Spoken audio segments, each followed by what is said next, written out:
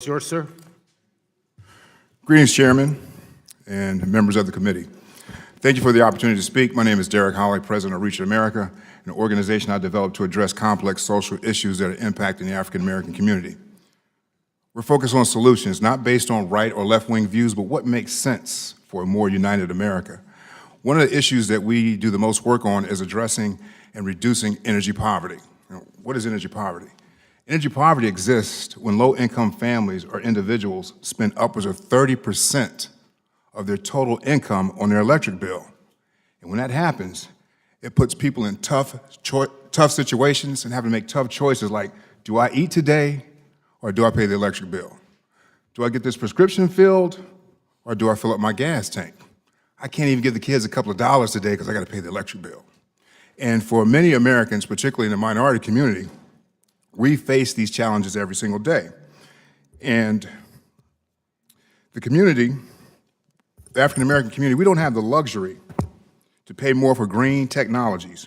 We need access to affordable energy to help heat our homes, power our stoves, and get back and forth to work. And through Reaching America, I've had the opportunity to reach and talk to thousands of African Americans who all talk about one thing: the question of rising cost of energy, along with the fees and subsidies that they have to pay that they don't benefit from, and how they struggle to keep up with it. Now, my passion for energy is deeply rooted. When I first graduated from college, I worked for Norfolk Southern Railroad as a brakeman. And I can couple the cars, I can switch the tracks, I know how to tighten up the brakes and everything. And so I worked at Lambert's Point in Norfolk, Virginia. And our job and responsibility was loading coal ships that transported coal all around the world. So I've always asked myself the question, if our natural resources are good enough for other countries, then why is it not good enough for us right here at home? And in addition to that, my grandfather was a black coal miner in Southwest Virginia. So it's safe to say if it wasn't for the energy industry, I wouldn't be here to talk to y'all today. Now, when the government creates policies, its first priority should be the welfare of the people, especially those impacted the hardest, rather than big business and special interest groups looking for a handout. I'm also a member of Project 21, a national black leadership organization. And in our blueprint for a better deal for Black America, we focus on 10 key areas for reform, including minority impact assessments for new regulations. This would be a major step towards increasing economic opportunities and having input from governors and community leaders, much the same way that qualified opportunity zones were developed, will create a level of trust in communities that never existed before.